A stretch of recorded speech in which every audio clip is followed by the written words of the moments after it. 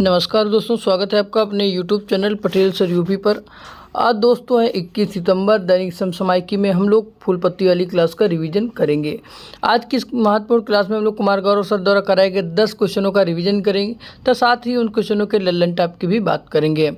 इस क्लास की PDF आपको हमारे टेलीग्राम चैनल पर मिल जाएगी, जिसका लिंक जो है वीडियो के डिस्क्रिप्शन बॉक्स में दिया गया है, या फिर आप टेलीग्राम पे @पटेल स्टडी 12 सर्च करके टेलीग्राम चैनल को ज्वाइन कर सकते हैं और PDF को वहाँ से डाउनलोड कर सकते हैं।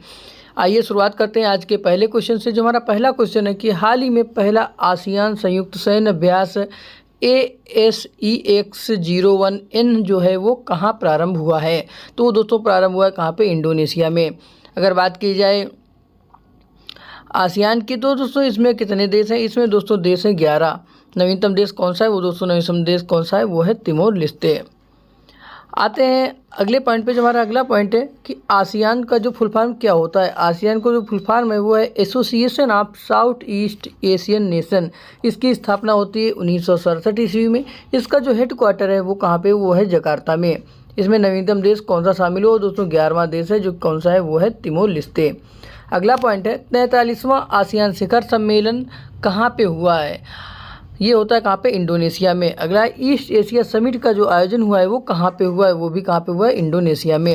अगला पॉइंट है इंडिया एशियन समिट जो हुई है ये कहाँ पे हुई है? दोस्तों हुई है कहाँ पे? इंडोनेशिया में।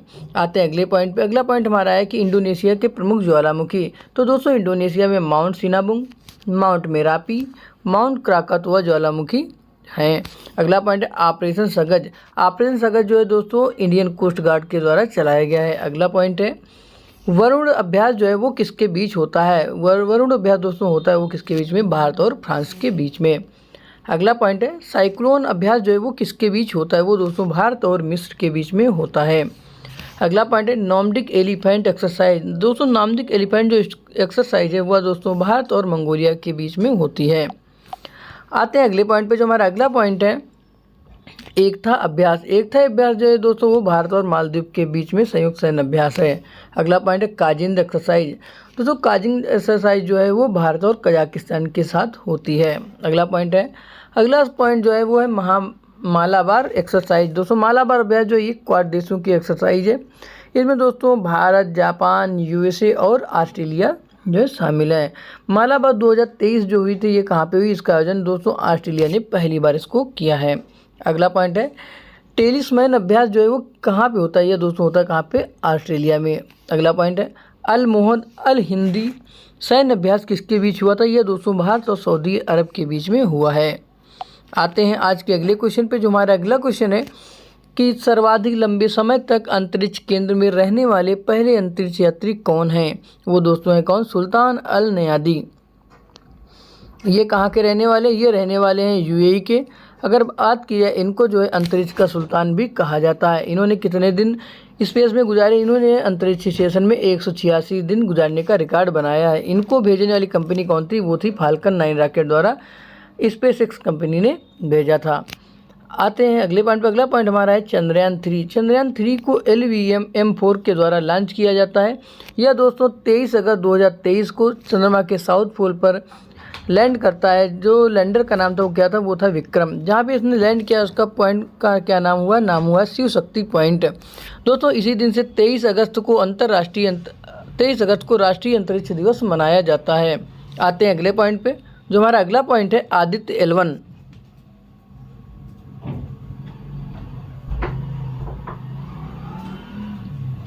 आदित्य L1 को जो है PSLV C57 के द्वारा भेजा जाता है। इसको 2 सितंबर को लॉन्च किया जाता है। इसका स्थापना कहाँ पे हुई? ये स्थापित होने वाला है लैंग्रेज पॉइंट 1 पे, जो पृथ्वी से लगभग 15 लाख किलोमीटर दूर है। आते हैं अगले पॉइंट पे। जो हमारा अगला पॉइंट है DSSAR। दोस्तों यह जो है सिंगापुर का उपग्रह है। इसको PSLV C56 के द्वारा लॉन्च किया जाता है। अगला पॉइंट है NVS-01। NVS-01 जो है वो नेविगेशन की सेकंड पीढ़ी का पहला उपग्रह है, जिसको GSLV F12 के द्वारा लॉन्च किया जाता है। अगला पॉइंट है क्रिस्टीना कोच। दोस्तों क्रिस्टीना कोच जो है वो चांद पर जाने वाली पहली महिला है। इनको जो है आर्टेमिस मिशन के द्वारा भेजा गया है। ये कहाँ की रहने वाली? ये रहने वाली हैं USA की। आते हैं आज के अगले क्वेश्चन पे। जो हमारा अगला क्वेश्चन है कि हाल ही में G77 और चीन का जो शिखर सम्मेलन हुआ है उसका आयोजन कहाँ पे हुआ है? तो दोस्तों इसका आयोजन होता है कहाँ पे? हवाना में। ये कहाँ पड़ता है? क्यूबा की राजधानी है। इसका उद्देश्य क्या था? इसका उद्देश्य दोस्तों ग्लोबल साउथ को मजबूत करना, यानी कि विकासशील जो देशों हैं उनका जो समूह है उसको हम लोग ग्लोबल साउथ कहते हैं। इसमें दोस्तों किस किस महाद्वीप के देश शामिल होंगे? इसमें दोस्तों अफ्रीका है, एशिया है और अमेरिका।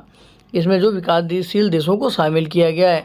अगर बात करें कि G77 में चीन जो है इसका क्या मेंबर है? तो दोस्तों चीन इसका मेंबर नहीं है। अगर बात की जाए G7 की, G7 दोस्तों इसके जो 49वें शिखर सम्मेलन हुआ तो कहाँ पे हुआ? वो हुआ हिरोशिमा में, जो पड़ता है कहाँ पे? जापान में। G7 में दोस्तों Germany, France, Japan, Italy, America, Canada और इंग्लैंड देश जो हैं ये शामिल हैं। अगला पॉइंट है G8। दोस्तों G7 में अगर रूस को शामिल कर दिया जाए तो ये पूरा समूह G8 कहलाता है। आते हैं अगले पॉइंट पे। अगला पॉइंट हमारा है G20। तो अगर G20 की बात की जाए इसमें 19 देश हैं और एक जो संघ है उसे यूरोपीय यूनियन जो है वो शामिल है। G20 की स्थापना 1999 में होती। इसका कहीं पे भी हेडक्वार्टर नहीं है। अगर बात की जाए G20 की 18वें शिखर सम्मेलन की, तो इसका जो आयोजन हुआ है इसका आयोजन होता है कहाँ पे? भारत में। अगर इसकी थीम की बात की जाए, इसकी थीम जो है वसुधैव कुटुंबकम इसकी थीम है।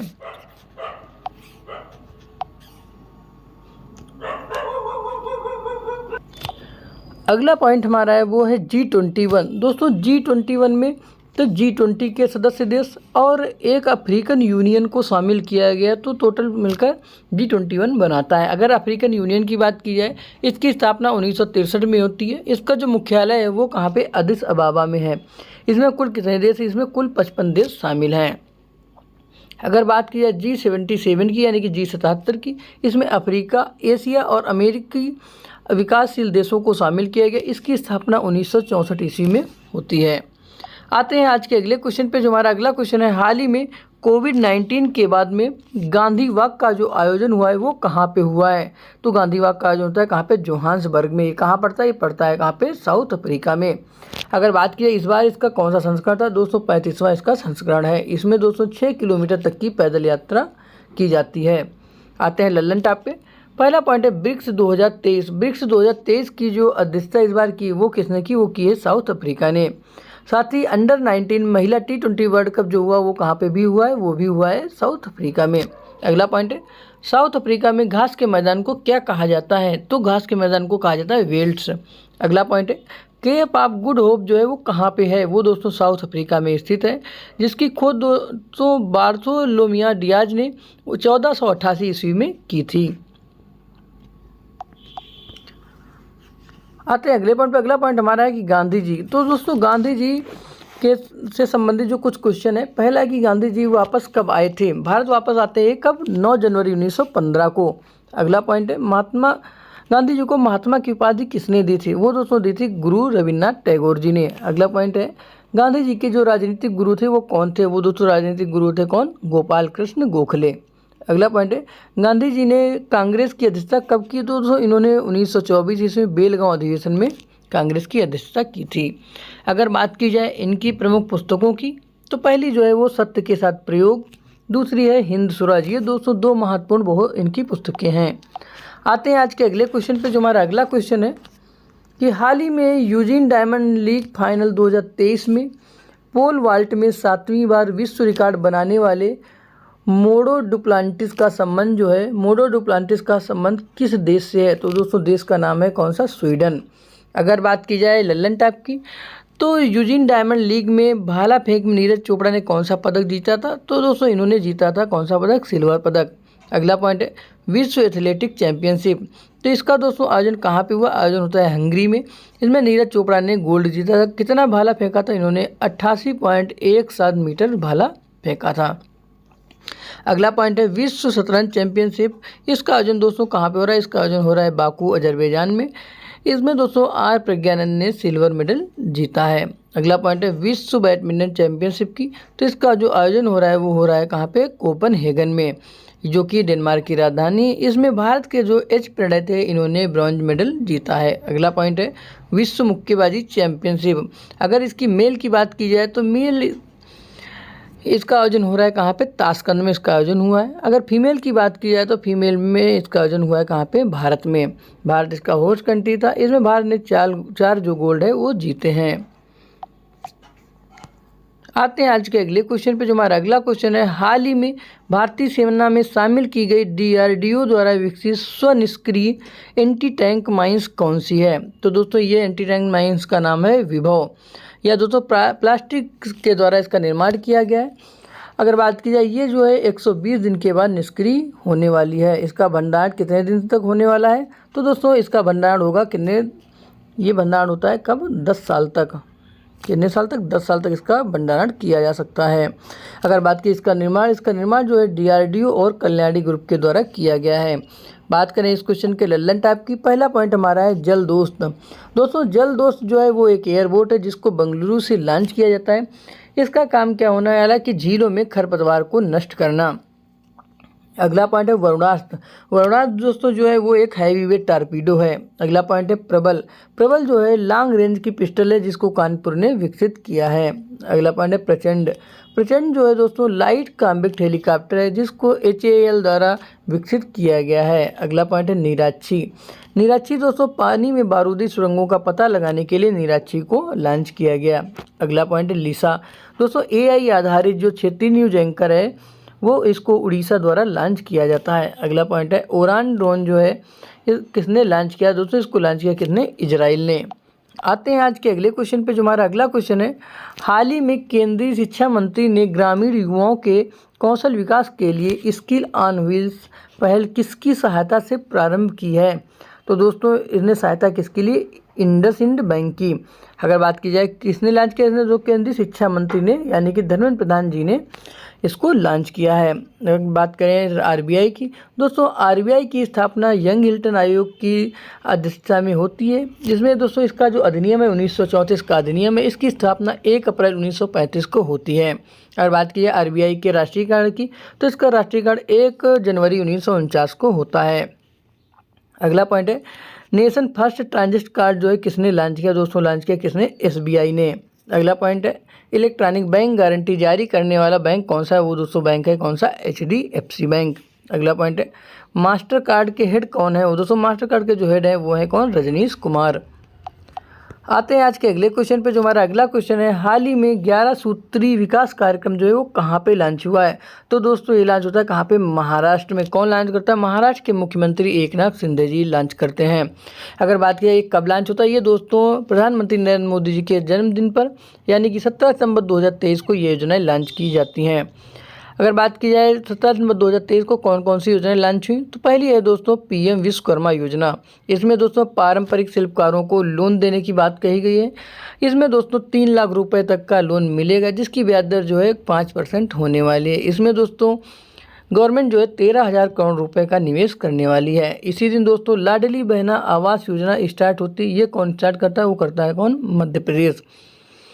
आते हैं अगले पॉइंट पे। जो हमारा अगला पॉइंट है कि प्रमुख राज्य की स्थापना यानी कि जो पहला राज्य है वो है आंध्र प्रदेश। आंध्र प्रदेश की स्थापना कब होती है? वो दोस्तों होती है 1953 ईस्वी में।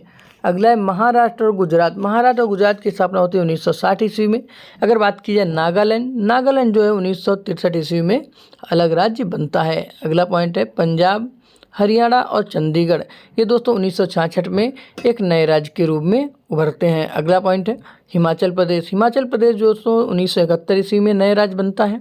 अगला पॉइंट है मणिपुर, त्रिपुरा, मेघालय, ये दोस्तों 1972 ईस्वी में नए राज्य बनते हैं। अगला पॉइंट है सिक्किम दोस्तों 1975 ईस्वी में एक नए राज्य का दर्जा मिलता है। अगर बात की जाए गोवा की, तो दोस्तों 1987 ईस्वी में गोवा एक नए राज्य के रूप में बनता है। अगला पॉइंट है अरुणाचल और मिजोरम, ये दोस्तों 1987 ईस्वी में नए राज्य बनते हैं। अगला पॉइंट है छत्तीसगढ़, झारखंड और उत्तराखंड, ये दोस्तों सन 2000 में नए राज्य बनते हैं। अगला पॉइंट है तेलंगाना दोस्तों 2014 में अलग होकर नया राज्य बनता है। बात करें अगले क्वेश्चन की। जो हमारा अगला क्वेश्चन है कि हाल ही में कृषि त्यौहार जो है नुआखाई का जो आयोजन हुआ है वो कहाँ पे हुआ है? तो इसका जो था कहाँ पे? उड़ीसा में। इसमें दोस्तों चावल की नई किस्म है जिसको संबलपुर में स्थित देवी संवेश्वरी को अर्पित किया जाता है। चावल की नई किस्म को क्या कहा जाता है? नवन्या कहा जाता है। आते हैं प्रमुख त्योहारों पे। पहला पॉइंट है सरहुल फेस्टिवल, यह कहाँ का? यह दोस्तों है झारखंड का।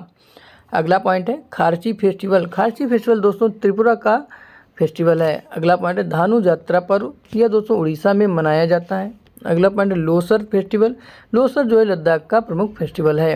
अगला पॉइंट है लोसांग फेस्टिवल, लोसांग फेस्टिवल को सिक्किम में मनाया जाता है। अगला पॉइंट है चेरी ब्लॉजम, चेरी ब्लॉजम जो फेस्टिवल है यह शिलांग में बनाया जाता है। आते हैं आज के अगले क्वेश्चन पे, जो हमारा अगला क्वेश्चन है कि हाल ही में कुर्मी समुदाय ने रेल रोको आंदोलन कहाँ प्रारंभ किया? तो दोस्तों ये प्रारंभ होता है कहाँ पे? झारखंड में। किस लिए प्रारंभ हुआ? कि कुर्मी समुदाय को झारखंड में एसटी में शामिल किया जाए। अगर बात की जाए लल्लन टॉप की, तो पहला पॉइंट है NCSC यानी कि national commission of schedule caste. इसके दोस्तों कौन सा आर्टिकल? इसका आर्टिकल है आर्टिकल 338। इसके जो हेड है वो है कौन? विजय सांपला जी। अगला है NCST यानी कि national commission of schedule tribe, इसका आर्टिकल है आर्टिकल 338A। इसके हेड जो है वो कौन है? वो दोस्तों हर्ष चौहान जी हैं। अगला पॉइंट है राष्ट्रीय पिछड़ा वर्ग आयोग, दोस्तों ये 102वां संविधान संशोधन है, इसमें दोस्तों 338B ने इसको शामिल किया गया है। अगला पॉइंट है 104वां संविधान संशोधन, दोस्तों इसमें एंग्लो इंडियन की सीट को समाप्त कर दिया गया तथा SC और ST की सीटों को जो आरक्षण था वो 10 साल के लिए बढ़ा दिया गया है। तो दोस्तों आज की क्लास आपको कैसी लगी कमेंट करके बताइएगा। क्लास अगर आपको अच्छी लगती क्लास को लाइक कीजिएगा, चैनल को सब्सक्राइब कीजिएगा तथा अपने दोस्तों में शेयर कीजिएगा। अगर इस क्लास की PDF की बात करें तो PDF आपको हमारे टेलीग्राम चैनल मिल जाएगी, जिसका लिंक जो है वो वीडियो के डिस्क्रिप्शन बॉक्स में दिया गया है। तो दोस्तों आज के लिए इतना ही, बहुत बहुत धन्यवाद।